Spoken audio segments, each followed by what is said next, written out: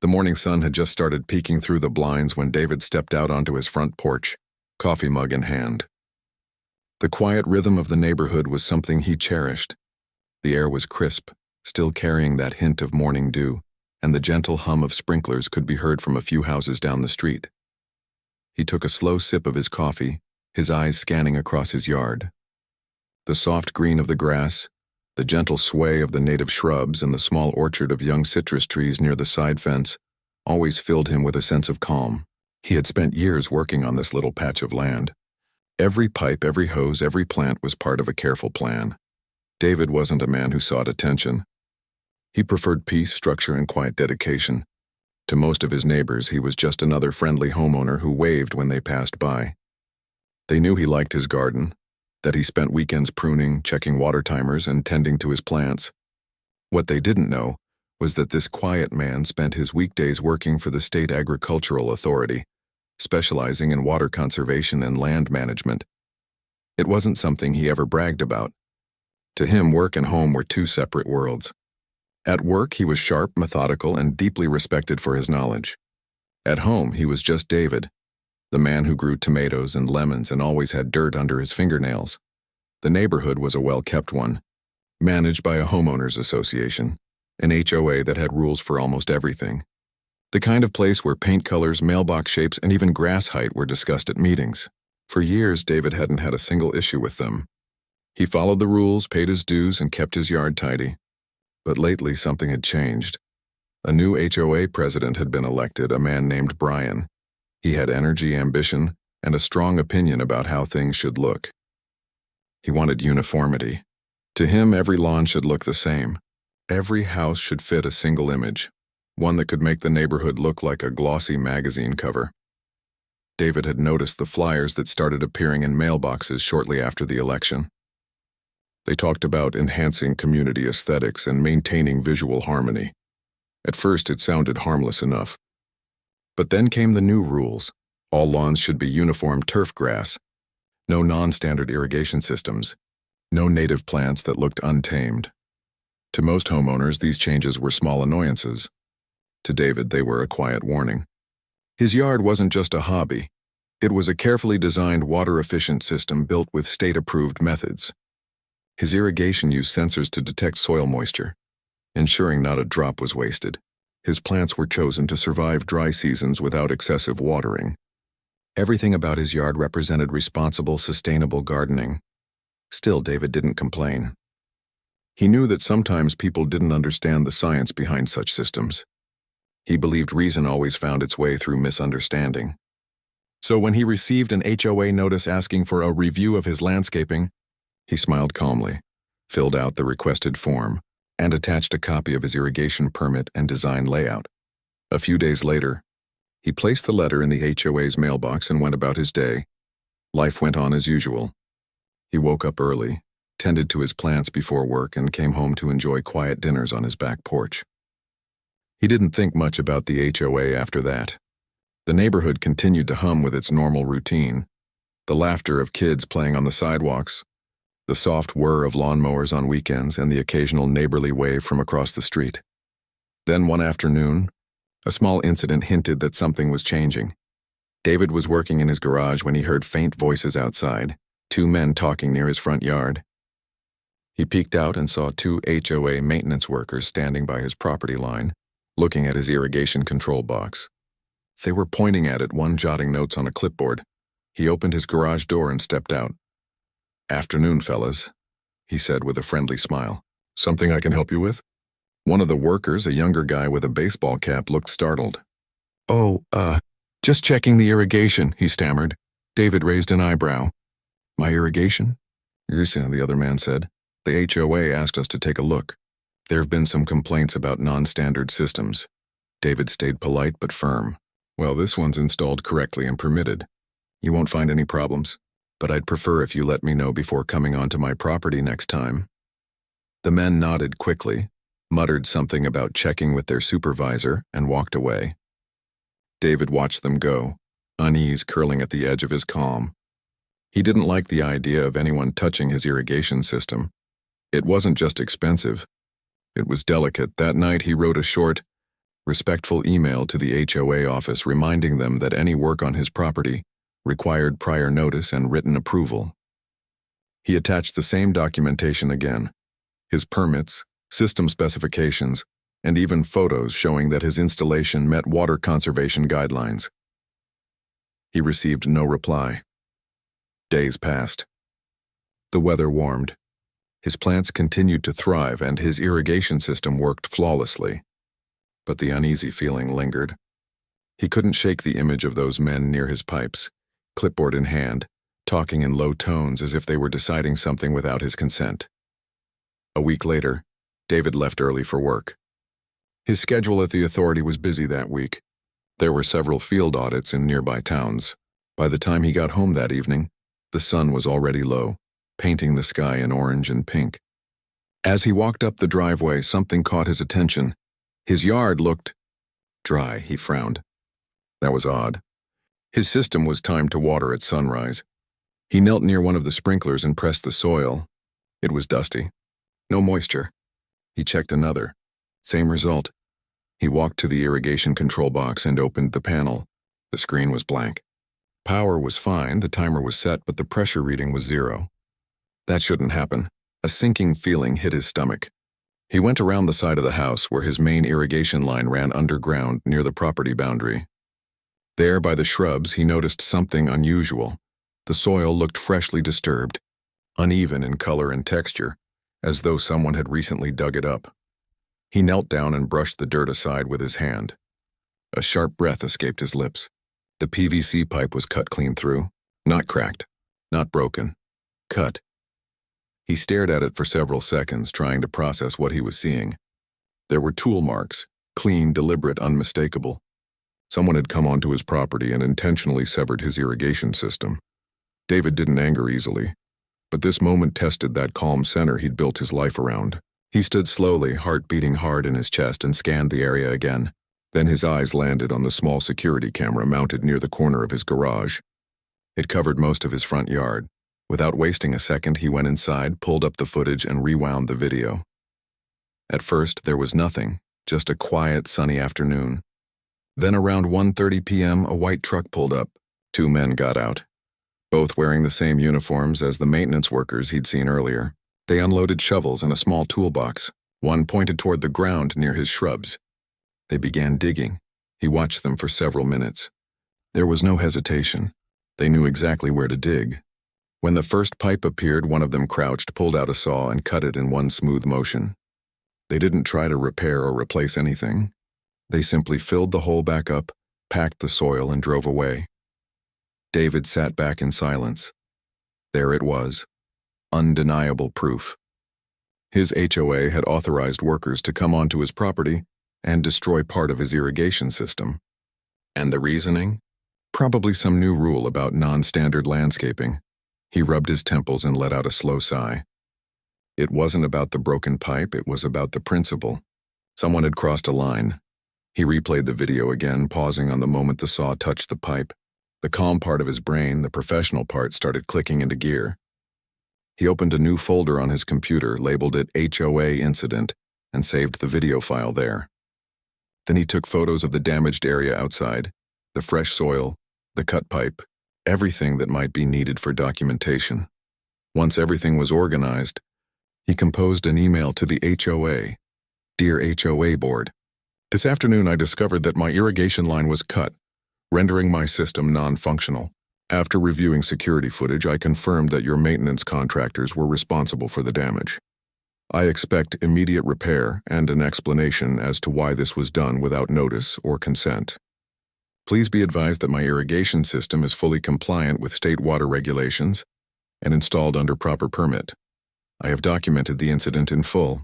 I look forward to your prompt response. He sent it and leaned back in his chair. The night outside had gone still. Somewhere down the street, a dog barked once and fell silent again. The next morning, there was a reply waiting in his inbox. It was short.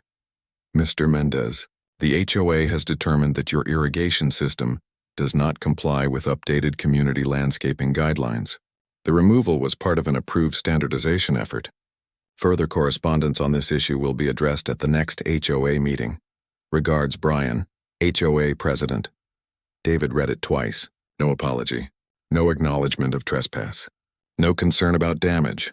Just a blunt dismissal. He felt something cold settle inside him. Not anger exactly, but a deep, steady resolve. Murmurs spread through the crowd. Some homeowners nodded, others whispered things like, "He's right and that's not okay." Brian's jaw tightened. "We were acting in the community's best interest." "I'm sure you thought so," David replied evenly. "But the law doesn't bend for intentions. I work with the State Agricultural Authority. I oversee water use compliance, including residential irrigation systems. I know the regulations inside and out." The room erupted in whispers. Brian looked visibly uncomfortable now. "That's irrelevant to HOA business," he said quickly.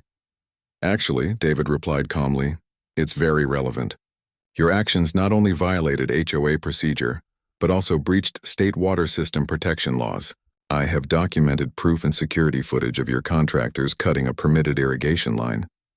I've given the board a chance to resolve this quietly. If it isn't addressed, I'll have to file a formal report." For a long moment, no one spoke. The tension was thick enough to cut. Then, from the back of the room, a voice called out, "You cut his pipes?" "Without telling him?" That question broke the silence like a hammer. Several neighbors began talking at once. A few stood up, demanding explanations. Others turned on Brian with frustration. "This is ridiculous," one man said. "You can't just touch people's property." "This new president's gone too far," another woman muttered. Brian raised his hands, trying to calm the room. "Please, everyone, let's stay civil." But the tone in his voice had changed. The confidence from before was gone. David sat down quietly. He didn't smile, didn't gloat. He just watched. The meeting had taken on a life of its own now. People were realizing that the HOA's decisions weren't as unquestionable as they'd been made to believe. Eventually, the meeting ended with Brian promising to review the incident and consult legal counsel. It was a polite way of saying they had no idea what to do next. When David walked out into the cool night air, a few neighbors approached him. "Good job standing up to them," one said. "They've been pushing everyone around." Another shook his hand. "About time someone spoke some sense." David thanked them kindly but stayed humble. "I just want fairness," he said. "We all live here. We should all be treated with respect." That night back at home, he sat on his porch again with a quiet smile. He didn't need to raise his voice or threaten anyone. Facts, patience, and calm truth had done their job. But deep down, he knew the issue wasn't over. The HOA might try to save face or cover their tracks. That was fine. He was ready for whatever came next. He looked at his dry lawn, then at the stars above, and thought about the system he'd built, the same one they had destroyed without understanding. Sometimes, he thought, people mistake control for order. They think rules make things better when really, it's respect that keeps communities alive. He took another sip of his coffee and whispered softly to himself, "They still have no idea who they're dealing with." And with that, he went inside, opened his laptop, and began drafting his report, just in case the HOA decided to test him one more time. The morning after the meeting, David woke up earlier than usual. The neighborhood was quiet again, almost pretending that nothing had happened. But he knew better. People might go back to mowing their lawns and walking their dogs, but something had shifted in the air. The trust that once held the community together had cracked a little. He poured himself a cup of coffee and stepped outside. The sky was painted with soft orange streaks. He looked at his yard, the dry soil, the silent sprinklers, the cut pipe still buried beneath. It looked peaceful on the surface, but he could feel the tension beneath it. He'd given the HOA a fair chance to make things right. They ignored him once, brushed him off twice, and dismissed his patience at the meeting. That was enough. He wasn't angry anymore, he was focused. After breakfast, he went to his small home office. The desk was neat and organized, papers stacked carefully, his computer glowing softly. He opened a new document and started typing up a formal report. Not as a homeowner, but as a professional. He described the timeline in detail. When he first installed the irrigation system, the permits, the inspection approvals, the HOA's notices, the video footage of the workers cutting the line, and the board's refusal to repair the damage. His tone was calm, factual, and precise. Every word was chosen carefully, without emotion, because he knew that facts spoke louder than frustration. He attached the photos and video evidence, then signed it under his professional title. When he was done, he leaned back in his chair and read it one more time. It wasn't about revenge. It was about accountability. He emailed the report directly to the Regional Compliance Office of the State Agricultural Authority. He didn't copy the HOA, he didn't announce it. He simply pressed send, then went about his day. At work, his colleagues noticed he seemed particularly focused. No one knew what was happening outside his job, and he didn't tell them. There was no need. He separated his professional and personal life with quiet discipline. But as the day went on, he received a short email from his director. Received your report. A site review will be scheduled within the week. Thank you for the detailed submission. David nodded to himself. Things were in motion now.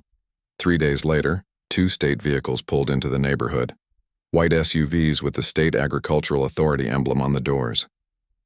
The inspectors stepped out, clipboards in hand, wearing official badges. From his window, David watched as they walked toward the HOA office first. The timing couldn't have been more perfect. Several board members were already there for a routine meeting. He could almost imagine the look on their faces when they saw state inspectors instead of local residents. Within minutes, the inspectors were out walking the common areas, checking sprinkler systems, pressure valves, and drainage routes. They weren't just there for his case. They were inspecting the entire neighborhood's water compliance. That was the rule. Once a violation was reported, the inspection expanded to cover all shared systems. David didn't interfere. He stayed home, quietly working in his office, watching from a respectful distance. Around mid-morning, there was a knock at his door. When he opened it, one of the inspectors smiled politely. Mr. Mendez? Yes. I'm from the authority's Water Use Compliance Division. We're following up on your report. Do you mind if we take a look at your irrigation system? Of course, David said, stepping aside. Come in through the side gate. I'll show you.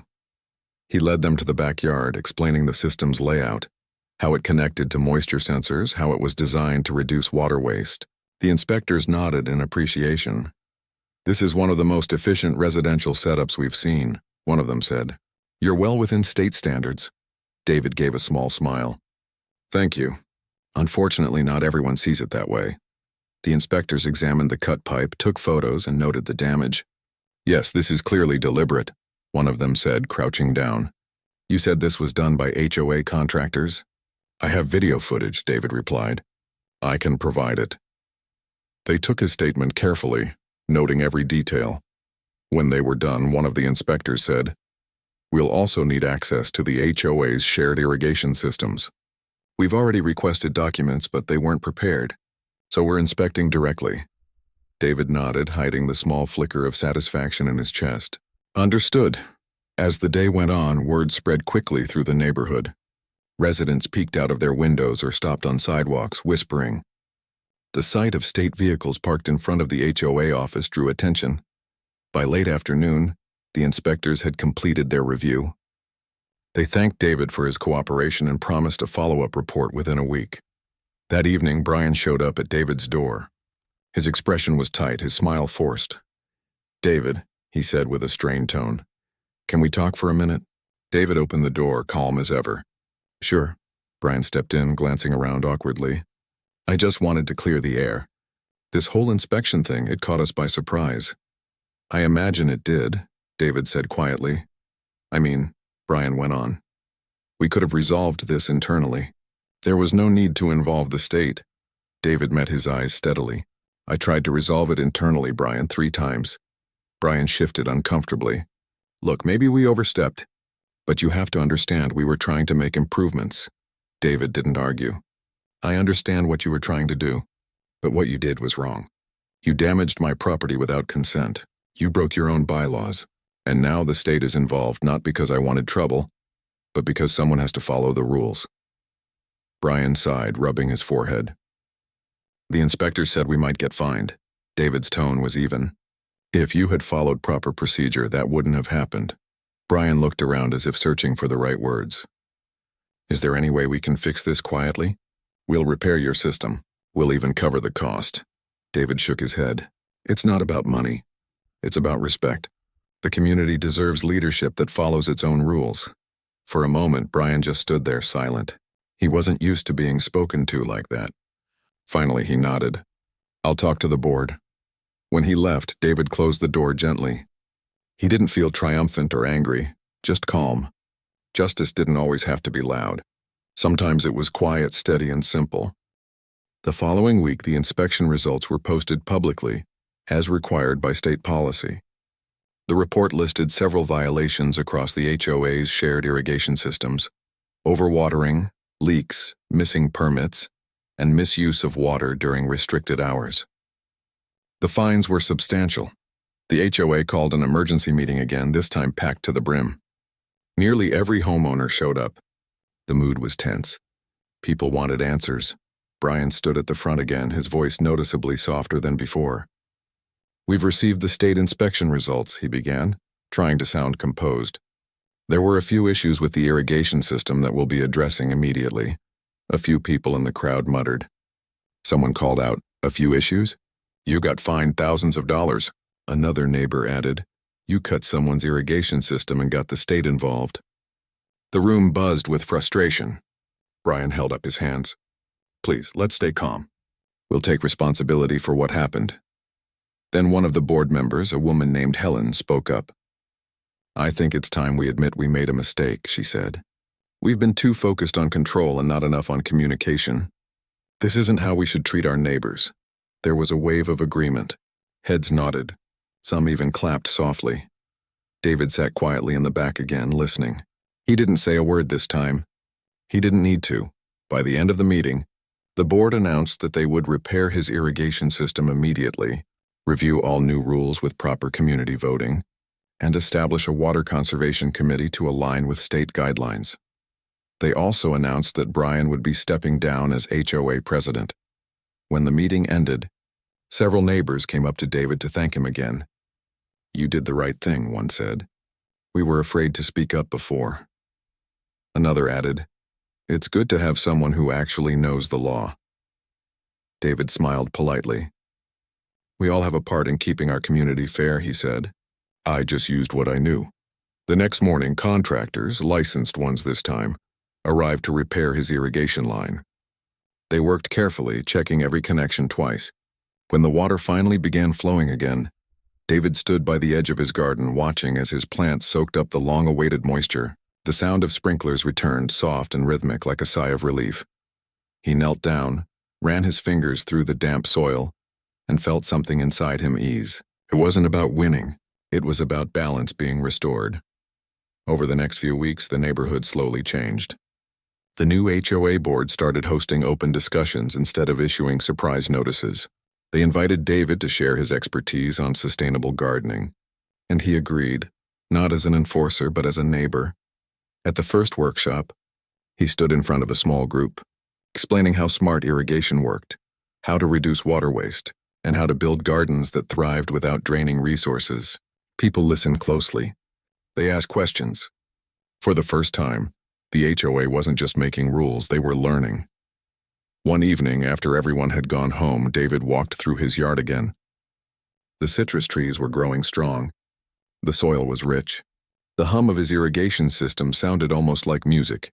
He thought back to how this all started, with a few cut pipes and a misunderstanding about what mattered most. Now things were better. Not perfect, but better, and that was enough. He sat down on his porch with his coffee, watching the last light of day fade into the horizon. Sometimes, he thought, people need to see the consequences of their actions before they learn the value of doing things the right way. It wasn't about power or punishment. It was about growth. And as he looked around the neighborhood, now greener, calmer, and finally at peace, he smiled to himself. Justice didn't always come with noise or anger. Sometimes it arrived with the quiet sound of water returning to the soil, steady, patient, and fair. The weeks after the inspection brought a strange calm to the neighborhood. The lawns were still green, the same cars parked neatly in driveways, but people were acting differently. Neighbors waved more often. Conversations that once felt stiff now carried warmth. It was as if everyone had taken a deep breath after months of tension. David noticed the change every day. The same neighbors who used to hurry past him with polite smiles now stopped to talk. They asked about water-saving plants, about irrigation schedules, even about soil health. It felt good to share knowledge, not as an authority figure, but as someone helping others understand what truly mattered. The HOA, too, was different now. After the fines and the fallout, they were trying hard to rebuild trust. The new acting president, Helen, was calm, patient, and sincere.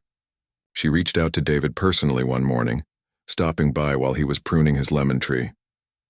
"Morning," she said with a friendly smile. "I wanted to thank you for helping us last week.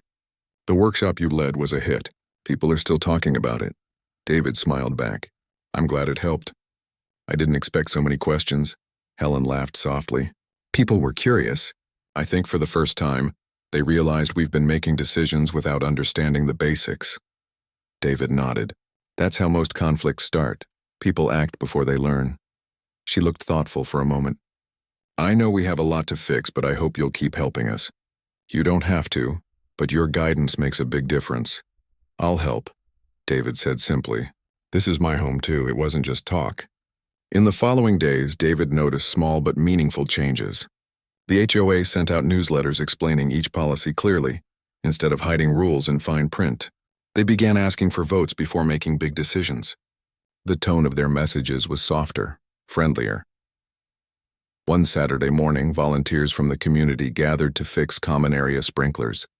David joined them, wearing his usual faded work gloves. The air was warm and dry, but laughter carried through the morning. People who barely spoke before were now working side by side, digging trenches, replacing pipes, and sharing water bottles. A man named Carl, who lived down the street, walked up to David while adjusting a sprinkler head.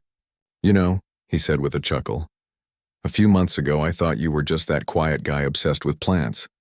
Didn't realize you had a badge tucked away." David laughed. "Yeah, I try to keep work and home separate. I like being just another neighbor." Carl nodded. "Well, we're lucky you're on our side. If it weren't for you, they'd still be cutting people's stuff and calling it improvement." David smiled faintly. Sometimes the best lessons are learned the hard way. As the day went on, the repairs continued. Kids rode their bikes nearby, dogs barked in the distance, and the sound of running water slowly returned across the park. When the last pipe was sealed and the sprinklers finally came on, spraying perfect arcs of water, everyone cheered. It wasn't just about fixing sprinklers, it was about fixing trust. Afterward, David sat under a tree with a bottle of cold water, watching droplets sparkle in the sunlight. Helen sat beside him, wiping her forehead. "Feels good to see people working together," she said. "It does," David agreed. "Reminds me of what community is supposed to mean." She looked at him curiously. "Can I ask you something?" "Of course." "When this all started, when they cut your irrigation, what stopped you from losing your temper?" "Most people would have shouted, threatened, maybe even sued." David smiled faintly. "I've seen too many people ruin good things because they let anger lead. I've learned that calm truth is stronger than loud emotion. Facts don't need to yell." Helen nodded slowly. "That's something I need to remember." The following week, David received a formal letter from the State Agricultural Authority. It wasn't about enforcement, it was about appreciation. The letter thanked him for helping identify a misuse of water resources and for his cooperation during the inspection. They also offered to feature his irrigation system as a model for sustainable residential landscaping. He read the letter twice, smiling to himself. He didn't need recognition, but it was a nice reminder that doing things the right way always mattered. That evening, Helen called him. "I heard about the letter," she said, sounding genuinely happy. "You deserve that. You've helped us more than you know." "Thank you," David said. "But this wasn't about me. It was about fairness." "Well," she replied, "you gave us a good example to follow." Not long after that, the HOA hosted a neighborhood gathering in the park, a community potluck. It was the first time in years that everyone came together not because they had to, but because they wanted to. Tables were covered in homemade dishes, kids played with water balloons, and the air was filled with laughter. David arrived carrying a tray of lemon bars made from his own garden fruit. People greeted him warmly, offering him seats, drinks, and stories. Carl raised his cup in a toast. "To David, the man who taught us to water right and stand up quietly." Laughter broke out. David chuckled, shaking his head. "To everyone here," he said. "It takes all of us to make things better." Later that night, as the crowd began to thin, David sat alone on a bench watching the sprinklers turn on around the park. The mist glistened under the soft light of the street lamps. Everything felt balanced again, but deep down he knew not everyone was happy. Brian, the former HOA president, had kept a low profile since stepping down. Some said he was embarrassed. Others said he was angry. David didn't hold any grudges against him. Mistakes happened, and power had a way of clouding judgment. Still, David sensed that not everyone learned their lesson the same way. A few days later, he got a short email from Brian. "David, I wanted to apologize for how things went. I realize now that I was wrong. I let my pride get in the way of what was right. You didn't deserve the trouble we caused. I'll be moving soon. This place needs a fresh start, and so do I. Good luck with the community. Brian." David read the email quietly. There was no bitterness in his heart, only understanding. Sometimes people needed distance to grow. He replied simply, "Thank you for the message. I appreciate your words. We all make mistakes. It's how we learn. I wish you the best in whatever comes next." Then he closed his laptop, feeling lighter. Over the next month, the community transformed completely. The lawns became more diverse, some with native plants, others with colorful gardens. The once rigid uniformity gave way to personality. People took pride in their yards again, not because they were told to, but because they wanted to. The HOA even started a Green Award program to encourage sustainability. Ironically, the first award went to David for his efficient irrigation system. During the small ceremony, he stood up to say a few words. "I'm honored," he said, smiling at the familiar faces. "But this isn't about one garden or one system. It's about respect. Respect for our environment, for each other, and for the rules that protect both. When we listen instead of control, things grow naturally. Plants, trust, and people too." Applause filled the room. Helen, standing nearby, looked proud. That night, David returned home, sat on his porch, and looked over his garden again. The air smelled faintly of citrus and wet earth. The gentle rhythm of the sprinklers filled the quiet. He leaned back, letting the cool night breeze brush against his face. He thought about everything that had happened, the letters, the meetings, the inspections, the arguments, the change. It all seemed distant now, almost like a story from another life. What stayed with him wasn't the victory, but the lesson. Doing the right thing didn't always mean fighting harder. It meant standing calmer, speaking clearer, and trusting that truth had its own power. The neighborhood around him was proof of that. It had been broken, but not beyond repair. Like his irrigation line, it just needed the right person to notice the leak and fix it patiently. He smiled as he watched water glisten under the moonlight. "Funny," he murmured softly, "how a few broken pipes can fix a whole community." And in that quiet moment, with the night wrapped gently around him and his garden alive once more, he realized something important. Justice wasn't about punishment. It was about growth, slow, steady, and deeply rooted. The sound of sprinklers faded into the distance, replaced by the calm hum of a peaceful neighborhood. And for the first time in a long while, everything felt exactly as it should. Months passed, and the neighborhood had changed in ways no one had imagined before. The lawns looked different now, not because they were identical, but because each one reflected a bit of the person who cared for it. Some yards had small vegetable patches, others had colorful flower beds, and a few had native shrubs that needed almost no water. What once looked like a row of perfectly copied green squares had turned into a patchwork of life and color. David noticed the change every morning when he stepped outside with his coffee. He used to feel tense when he looked around, always worried that someone would complain about his plants or irrigation pipes. Now he just smiled. Kids rode their bikes past his driveway. Neighbors waved as they walked their dogs, and there was a quiet, friendly hum in the air. Even the HOA office felt warmer. Helen, the new president, had done a great job rebuilding trust. She often stopped by to chat with residents, not to lecture them, but to listen. The newsletters now included simple gardening tips, water-saving reminders, and even community stories. It didn't feel like a list of rules anymore. It felt like an invitation to care. One sunny afternoon, Helen called David. "Hey," she said, "we're planning a community cleanup and tree planting day next weekend. I was hoping you'd help organize it." "Of course," he said with a smile. "That sounds perfect. It's also going to be a bit of a celebration," she added. "We've finished all the state requirements and the fines are officially cleared. I thought it would be nice to end things on a positive note." David agreed. It felt right, a fresh start after a hard lesson. That Saturday, the community park was full of energy. Tables were set up with snacks and water bottles, and small trees waited in black buckets ready to be planted. Families came out with gloves and shovels. Even people who had once stayed quiet during HOA meetings were now laughing and chatting like old friends. David walked around, helping people dig holes and showing them how to set the trees upright. A boy about 8 years old asked him, "Why are we planting so many trees?" He smiled at the boy's curious eyes. "Because trees give back more than they take. They clean our air, cool our homes, and remind us to grow even when things get tough." The boy grinned. "That's cool. I want to plant a big one." "Then you'll need to water it and care for it," David said. "It's like a promise. You don't just plant and walk away." The boy nodded seriously, and David couldn't help but smile. It reminded him of himself years ago, when he first started learning about plants and soil. As the day went on, more trees went into the ground. The sound of laughter mixed with the soft scrape of shovels and the splash of poured water. The smell of earth filled the air.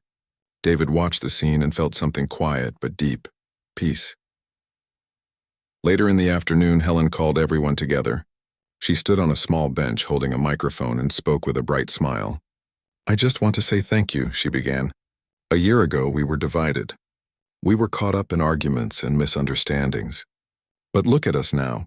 We worked together, we listened to each other, and we learned. That's what community really means." Applause rippled through the crowd. She continued, "And we have someone here who deserves a special thanks. Someone who taught us to be patient, fair, and thoughtful. Someone who reminded us that doing the right thing isn't about power. It's about respect." She turned toward David and gestured for him to come up.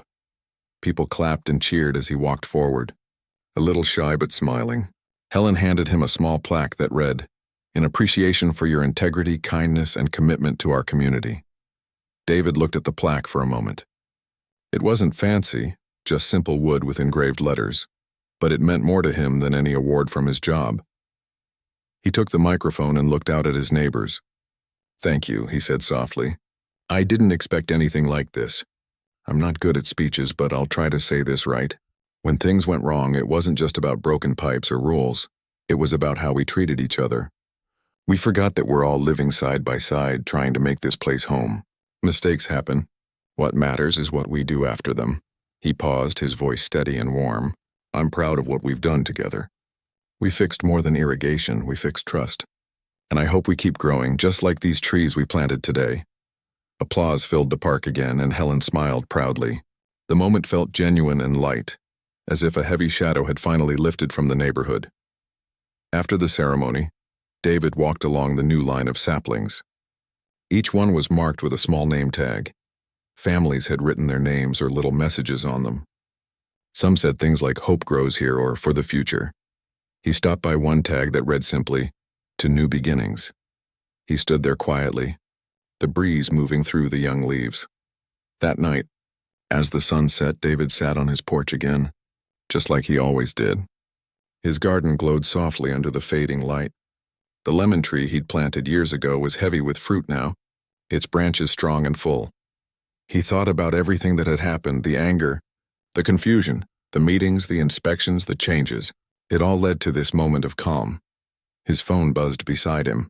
It was a message from Helen. "Thanks again for everything today.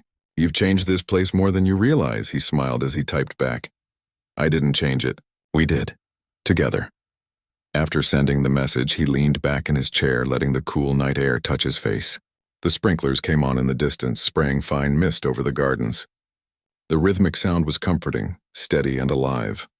The moon was bright that night, shining on every roof and tree. David watched as droplets on the grass caught the light and sparkled like small stars. He felt proud. Not in a loud way, but in the quiet satisfaction of knowing he had done what was right, even when it wasn't easy. He thought again of the day when he found those cut pipes, how frustrated and helpless he had felt. Back then, he couldn't have imagined this ending.